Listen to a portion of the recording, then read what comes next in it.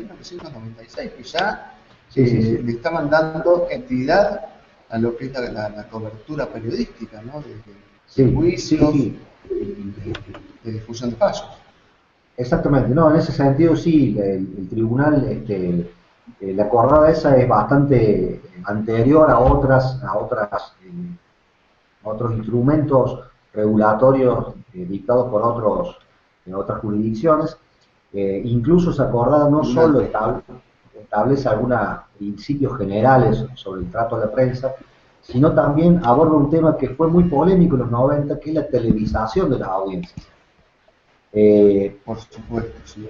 Se recuerda siempre el caso de María Soledad Morales, digamos que un poco anterior a Sí. aquella televisación del juicio que fue tan polémica y que motivó una serie de apartamientos del tribunal, bueno, un poco recogiendo esta experiencia y para que no Córdoba no sucediera lo que por ahí los excesos o los inconvenientes que tuvo que sufrir el tribunal catamarqueño es que se dictó esta acordada previamente a todos estos juicios, que eran una seguidilla de juicios de varios funcionarios del gobierno ese, del último gobierno de Angelos. Entonces, bueno, en ese sentido fue bastante novedoso la regulación que hizo el Tribunal de Córdoba. Para darle a conocer a quienes se están conectando en este momento, si podés, si se puede dar a conocer, qué tipo de recomendaciones se hacen en el caso de la televisación de juicio. Mira, en la televisación de juicios hay una cuestión que es bastante interesante, porque siempre se reconoce que quien tiene la última palabra en cuanto a la regulación del acceso a la prensa es el tribunal que conduce el juicio, ¿sí? Tanto la acordada de Córdoba como luego en el 2008, bien digo, la acordada de la Corte, le reconocen al tribunal que entiende la causa cierta potestad para definir los detalles. Pero básicamente lo que se hace es, digamos, por supuesto, reconocer el derecho de los periodistas a ingresar a la audiencia, a la sala de audiencia, pero sí regular fundamentalmente un tema que es muy polémico, que es el registro de los testimonios que se dan en el juicio. ¿Cuál es el problema? Eh, la presencia de las cámaras, el registro de esa información, eh, era objetado por muchos jueces, fundamentalmente fiscales, porque puede llegar a frustrar la finalidad del proceso. Es decir, si un testigo conoce, porque lo vio en la televisión, lo que declaró el testigo anterior, puede adaptar su testimonio a la conveniencia que entonces, tiene su aspecto nocivo, si bien, digamos, hay que contemplar el derecho a la información de la prensa y de la ciudadanía en general, también hay que contemplar que no se frustre el motivo fundamental del juicio, que es establecer la culpabilidad o inocencia de los imputados. Entonces, en general, lo que se recomienda es permitir el acceso de las cámaras unos minutos antes de que comience la audiencia, que puedan hacer algunas tomas del tribunal, de las partes y demás, que los periodistas permanezcan durante la audiencia, pero que no se registren todos y cada uno de los testimonios. Simplemente que esos testimonios se refieran por parte del periodista que presenció, que escuchó la audiencia, pero que no se registren textualmente, ¿sí? Claro, no Que es no lo se mismo llevar graben. una grabación, claro, no es lo mismo una grabación que alguien que toma nota después lo publica en el diario al día siguiente, que Exactamente. pasa también por registro, interpretación, un poco de todo, ¿no? Justamente. Exactamente. Y además porque muchas veces un detalle te permite establecer la veracidad del testigo. Por pequeños detalles, por pequeñas referencias, vos podés establecer eso y entonces, si el testigo ya conoce que se declaró anteriormente, pierde esa posibilidad. Te quería preguntar, ya, digamos, nos vamos por un momento del tema de televisación de juicios y meternos nuevamente en tu oficina, Sí. para ver cómo es cuando no hay un juicio de trascendencia y hay que dedicarse a las tareas rutinarias. ¿En qué consiste un día de trabajo en la oficina o en la dirección de prensa de los tribunales de Córdoba? Mira, generalmente nosotros tenemos, independientemente de los juicios de trascendencia pública, lo que tratamos de hacer es visibilizar resoluciones judiciales que puedan ser, digamos, pueden servir para empoderar a la ciudadanía en determinados aspectos. Por ejemplo, nosotros le damos mucha prioridad a la difusión de, qué sé yo, sentencias que tengan que ver con el derecho de los consumidores, por ejemplo. Es muy difícil que un medio de comunicación, claro, venga y te busque un caso en el cual vos compraste un plan de ahorro y no te pagaron, bueno, ese tipo de cuestiones. A los medios mucho no les interesa, son complejas. Entonces lo que nosotros hacemos es visibilizar esas resoluciones. Cuando hay esas resoluciones, las detectamos, las producimos, armamos síntesis de esas sentencias y las enviamos a los medios, las publicamos en otra página, para que la gente se vaya enterando de qué debe hacer cuando tiene una situación de estas. O, por ejemplo, casos que tengan que ver con familia, por ejemplo.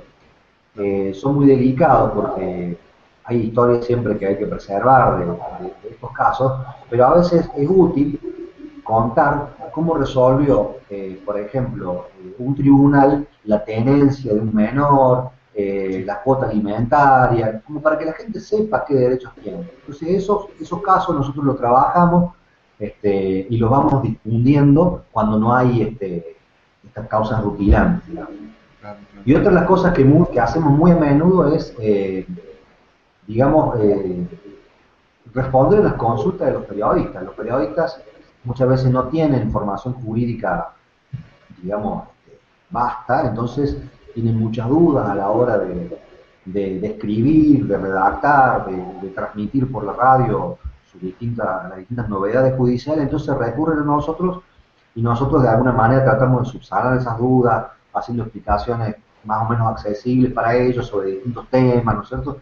Entonces mucho del trabajo cotidiano es eso, te llaman, te preguntan, che, tengo que publicar esto, ¿qué es una probation? ¿Cómo se entiende el recurso de casación? Bueno, detalles, ¿no es cierto?, que por ahí no todo el mundo conoce. Leonardo, bueno, un poco te estás adelantando a las preguntas que te iba a hacer, pero qué bueno que lo hagamos de esta manera espontánea, ¿no? Sobre todo, mientras hablabas de la actividad rutinaria, un poquito te adelantabas, no es que te adelantabas, en mi imaginario está que te adelantabas, pero no es así.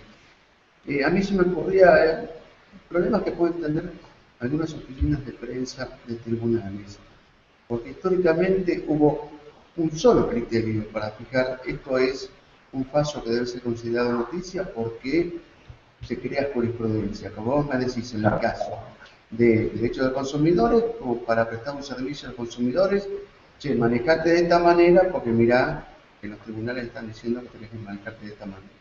Como para dar un ejemplo de jurisprudencia desde un lego que soy yo, o en temas de familia y demás. Ese es un criterio de noticia. El criterio de decir, los tribunales dicen el derecho de esta manera, o de esta manera novedosa. Y el otro criterio de noticia que conocemos también los periodistas que hemos estado cubriendo noticias, que es, como vos me decías, hay una persona famosa, como por ejemplo un exgobernador, sabemos lo que ha sido el caso de, bueno, Río Tercero, con una mujer que ha muerto, nos referimos al caso de Nora Dalmazo, que no son criterios de jurisprudencia, son criterios más vinculados a las prácticas de producción de los medios. Yo lo que quería preguntar, ¿cómo convive, no? Si esto para vos es una tensión, en el sentido que por ahí hay jueces que dicen, no, para nosotros no es noticia que sea una persona famosa, sino noticia de la jurisprudencia. ¿Cómo se ha resuelto en los últimos años en los tribunales de Córdoba esta cuestión? Sí, la pregunta es muy buena y es, digamos, una discusión permanente. Yo no sé si se resuelve, digamos. Los tribunales efectivamente tienen sus propios criterios de lo que es importante y no es importante. Y a menudo esos criterios colisionan con los criterios de la prensa. Muchas veces fallos que para el mundo jurídico pueden ser muy importantes, tremendamente importantes, pasan prácticamente desapercibidos por la prensa. Casi ni los publica. O los publica muy expuestamente y siempre con muchas deficiencias. Y en cambio casos menores, si se quiere, de resoluciones que son no muy trascendentes, tienen un altísimo impacto. Tiene que ver, creo yo, con los intereses propios. Lo que nosotros tratamos de hacer como oficina de prensa es compensar. O sea, hacemos un esfuerzo por presentar de la manera más atractiva posible aquellos fallos, aquellas novedades jurisprudenciales que creemos que vale la pena comunicar. Hacemos un esfuerzo, lo tratamos de presentar lo mejor posible, de vender, entre paréntesis, ¿cierto?, de presentar de manera atractiva para los medios, sabiendo que a veces se logra y a veces no se logra.